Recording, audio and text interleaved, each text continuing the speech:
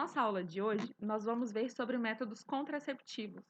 O que são, quais são os tipos, qual a eficácia de cada um deles. Então vamos lá?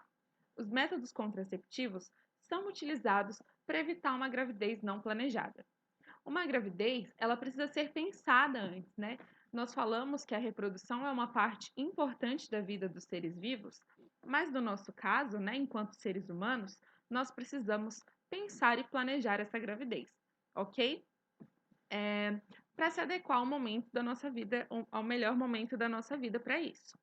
É importante a gente destacar que nenhum desses métodos é 100% eficaz.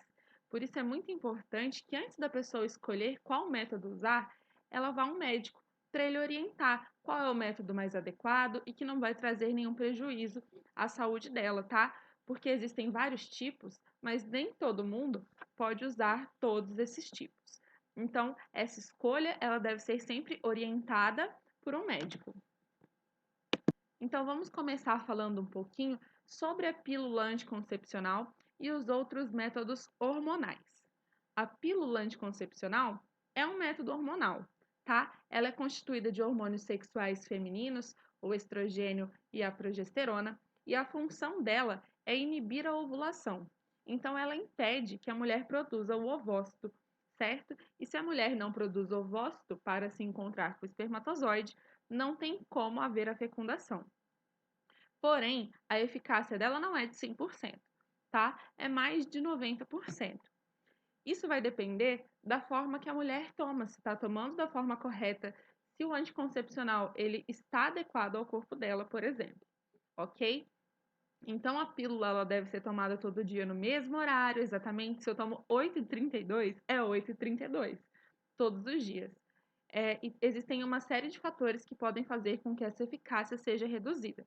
Então, por isso que o médico vai orientar como que ela deve usar e qual o tipo que ela deve usar. É muito importante destacar que ela não protege contra infecções sexualmente transmissíveis, que vocês também conhecem como doenças sexualmente transmissíveis. Mas o método hormonal, ele não é apresentado só em forma de pílula, tem outras formas também.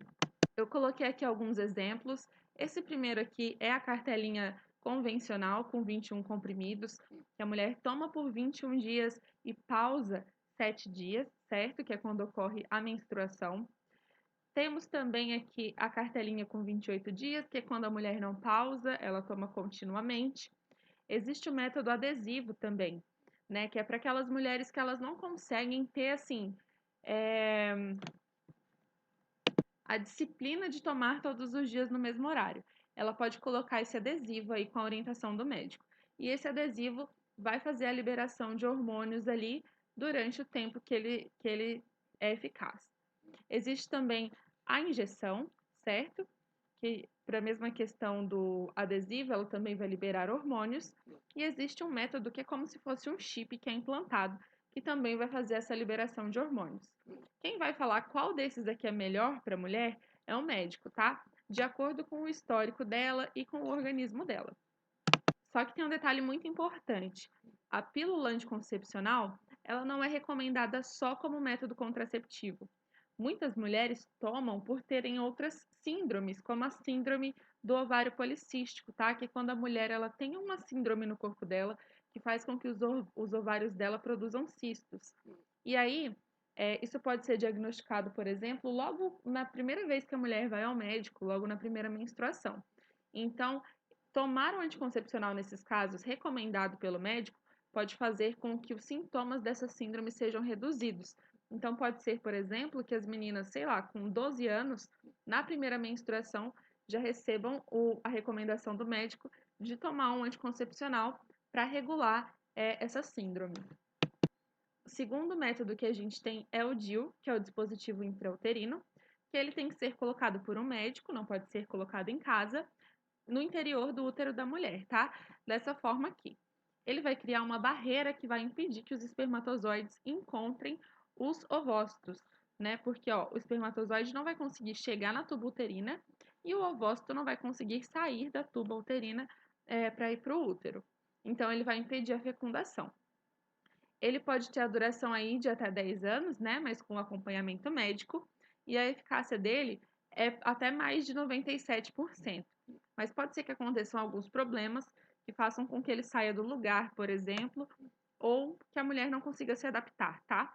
Ele também não protege contra as ISTs e eles podem ser de cobre ou até mesmo o mirena, que também libera hormônios durante o período que ele está no corpo da mulher.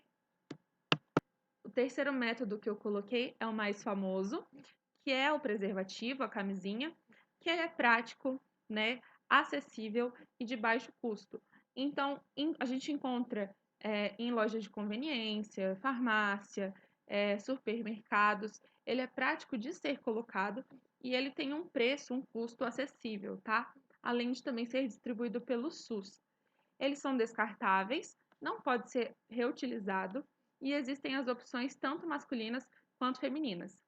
Só que é muito importante ser utilizado da forma correta, porque se ele não for utilizado da forma correta, ele pode ter uma taxa ali de eficácia que não chegue a 100%, tá? É muito importante destacar que ele é o único método que protege contra as ISTs, ok? Então, por mais que a pessoa utilize outro método contraceptivo, como o anticoncepcional, o ideal é que ela utilize junto o preservativo, a camisinha, justamente para proteger contra essas infecções.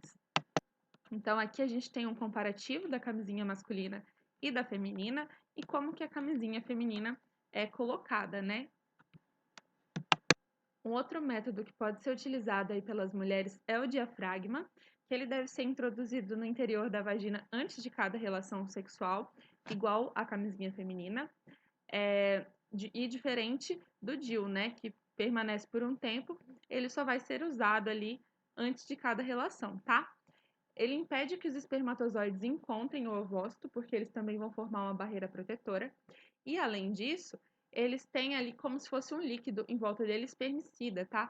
Que vai como se fosse matar esses espermatozoides.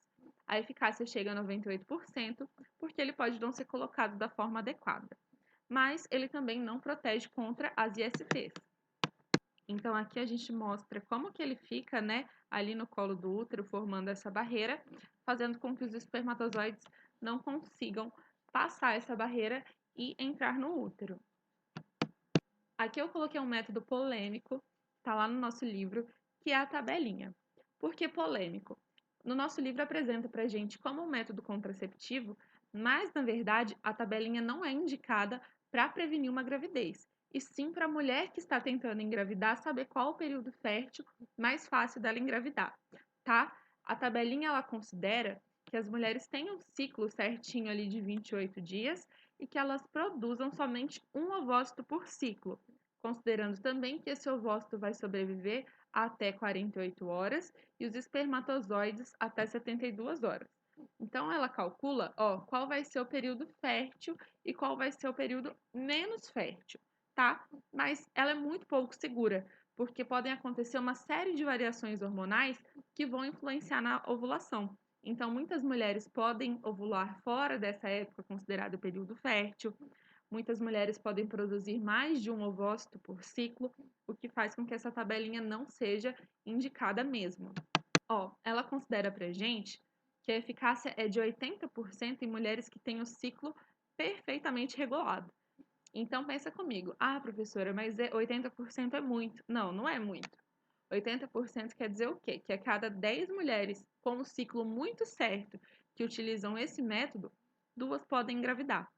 Então já é um número alto, tá? Para quem não quer uma gravidez.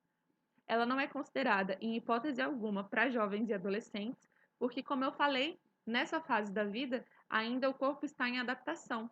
Então, os hormônios não são nada regulados. Então, ela não funciona nem esses 80% para jovens e adolescentes. E o mais importante, também não protege de forma alguma contra as ISTs.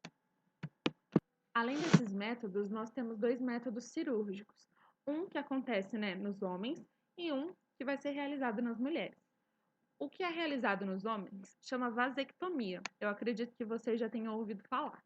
Nesse procedimento, os ductos deferentes vão ser interrompidos. Isso vai fazer com que os espermatozoides eles não consigam chegar à uretra, tá?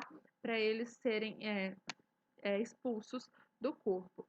Então, a testosterona continua sendo produzida, Também vai continuar sendo produzido ali o líquido seminal para manter a ejaculação, porém essa ejaculação, esse líquido seminal, não vai conter espermatozoides, ok?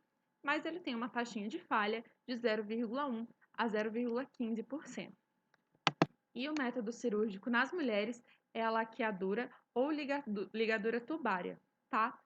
Nesse caso, vão ser cortados aqui as tubas uterinas.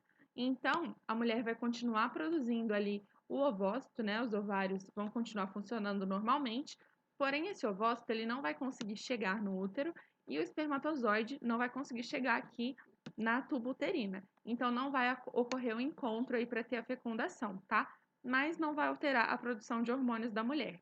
Existe uma taxa de falha de 0,5%, porque em alguns casos o médico opta, né, juntamente com a paciente, de não cortar essa tuba uterina, e sim de amarrar, para caso ela queira desamarrar no futuro e ter um outro filho.